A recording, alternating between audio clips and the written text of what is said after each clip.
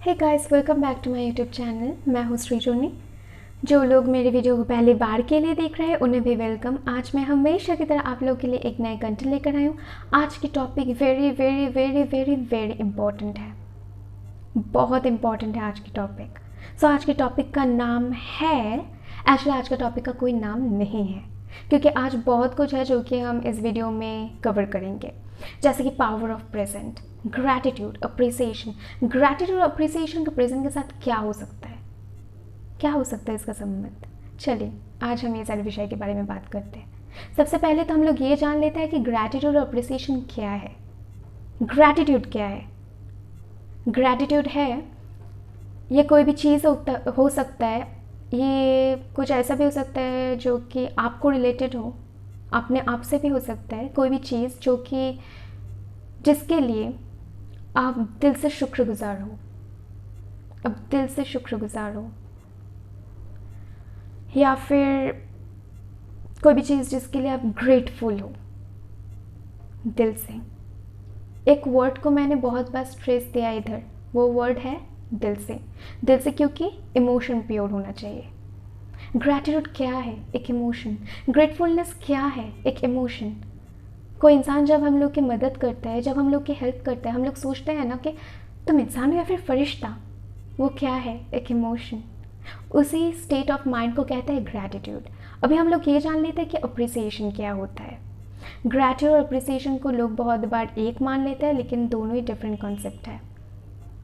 Appreciation है कुछ जो चीज़ हो आप लोगों को, वो सारी चीज़ जो कि आप लोगों को अच्छा लगता हो, किसी के कोई गुण या अपने आप को भी लेकर हो सकता है। कोई भी चीज़ जो कि आपको अच्छा लगता है, वो उस चीज़ को रिकॉग्नाइज़ करना, उस चीज़ की वैल्यू देना, उस चीज़ की कदर करना, उसे ही कहते हैं अप्रिसिएशन।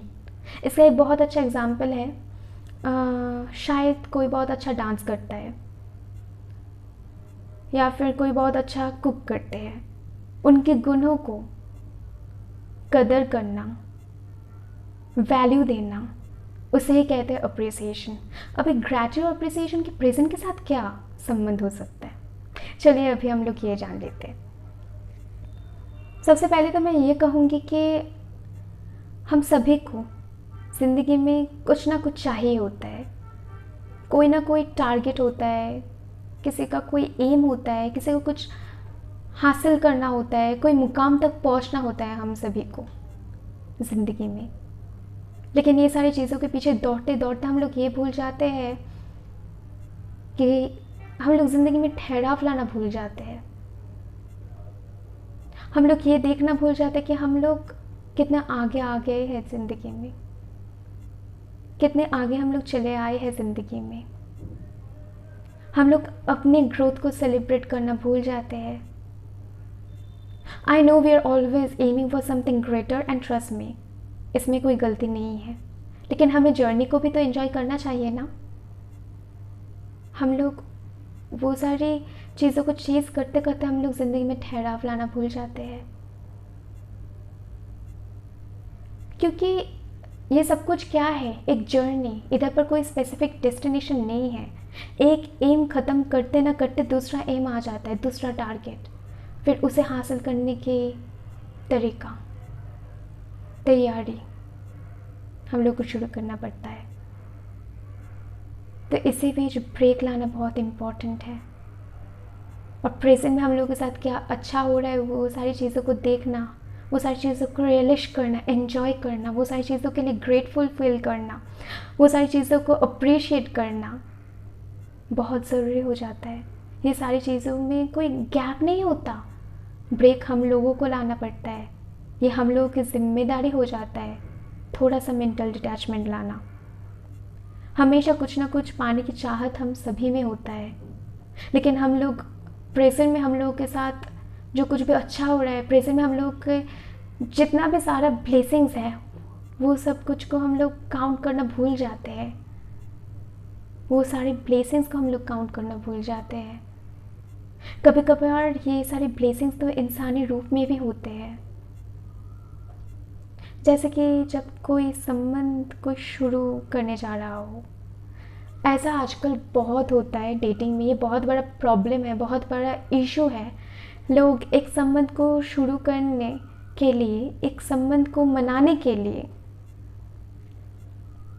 बहुत सारे संबंधों को ठुकरा देते हैं, भूल जाते हैं। वो ये भूल जाते हैं कि वो किसी की बेटी है फिर बेटा है, वो किसी की भाई या फिर बहन है और किसी की दोस्त है। ये सारे संबंधों को भी उनके उतना ही समय और एनर्जी की ज़रूरत है जितना कि उस संबंध की है, जितना कि उस रिलेशनशिप की है।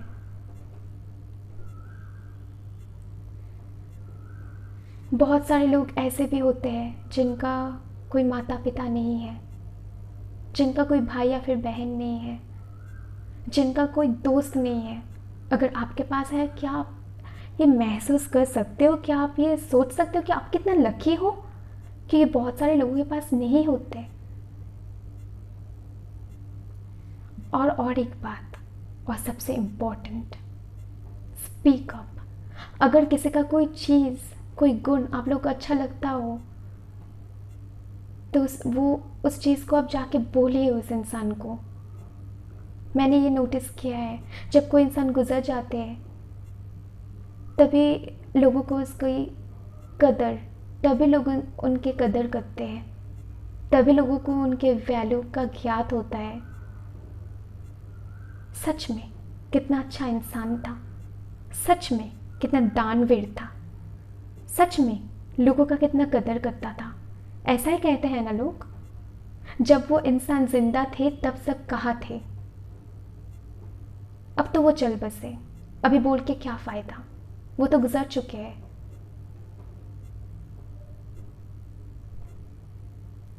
इसीलिए कहती हूँ, जो कुछ भी बोलना है अब बोलो, speak up, because life is very short, life is very short. क्या आपको पता है, आपके कुछ अच्छा बोलने से आप किसी के दिन को और भी कितना बेहतरीन बना सकते हो, किसी के दिन में और भी कितना ज़्यादा निखार ला सकते हो, किसी के अंदर कितना ज़्यादा निखार ला सकते हो। जब कोई किसी के बारे में बुराई करते हैं, जब किसी के बारे में बुरा बोलना होता है, तब लोग एक सेकंड के लिए नहीं सोचता। हाँ, ऑफ कोर्स पीठ पीछे बोलते हैं, सामने कौन बोलेगा, लेकिन जब लोग किसी के बारे में बुराई करते हैं तब लोग एक सेकंड के लिए नहीं सोचता कि उनकी बात का कैसा असर पड़ेगा लोगों के ऊपर। लेकिन जब किसी के बारे में अच्छा बोलना होता है तब इतना बार सोचना क्यों, क्यों सोचते हैं लोग तब इतना बार। क्या आपको पता है, आप जब किसी के बारे में कुछ अच्छा बोलते हो उसको, तब आप उसके अंदर एक बेटरमेंट की एक सीड को प्लांट करते हो, वो और भी बेहतर होने की कोशिश करते हैं। बहुत आसान है ये। किसी की माँ शायद अच्छा खाना कुक करते हैं तो फिर जाके बोलो, मुझे आपका हाथ का बनाया हुआ खाना मुझे बहुत पसंद है, थैंक यू। किसी की बहन या फिर भाई काम में मदद करता है, जाके बोलो, तुम्हारी वजह से मैं इतना सारा टास्क को मैं कंप्लीट कर पाई, thank you.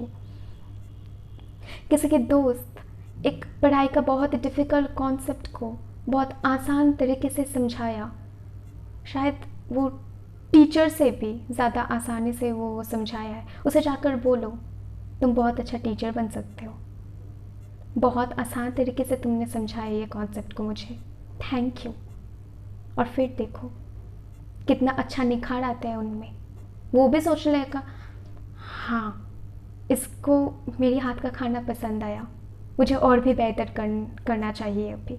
Isn't it sweet? Isn't it really beautiful?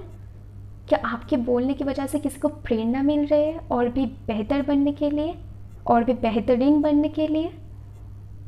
Isn't it really beautiful? आप अब शायद सोच रहे होंगे कि ये बोलने से किसी को कोई फ़र्क नहीं पड़ेगा, लेकिन आपको पता नहीं कि आपके ऐसा अच्छा बोलने से आप किसी को कितना खुशी दे सकते हो, किसी को कितना खुश कर सकते हो, किसी को कितना वैल्यूड फील कर सकते हो। आपको ये शायद ज्ञात भी नहीं होगा। किसी को अच्छा फील कराना, ये कि हाँ तुम जैसा ही हो तुम बेहतरीन हो, मैं कदर करती हूँ या फिर करता हूँ तुम्हारी या फिर तुम्हारा,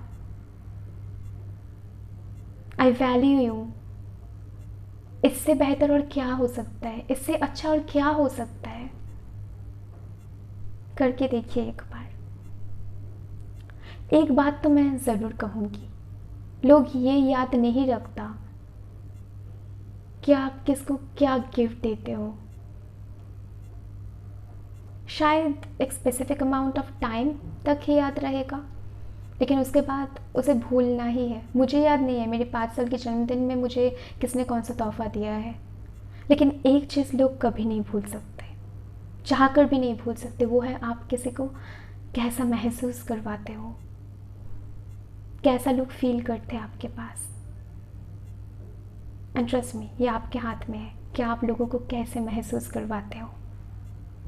उम्मीद करती हूँ आज की वीडियो आप लोगों को पसंद आया, और अगर पसंद आए हो तब लाइक शेयर एंड सब्सक्राइब करना मत भूलना, और सब्सक्राइब करने के बाद बेल आइकन को ज़रूर प्रेस करना ताकि जब भी मैं ऑनलाइन आऊँ मेरी आवाज़ अब तक सबसे पहले पहुँचे। Love you guys, take care, अपना ढेर सारा ख्याल रखना, मुझे ढेर सारा प्यार देना और मेरी तरफ से ढेर सारा प्यार देना लेना।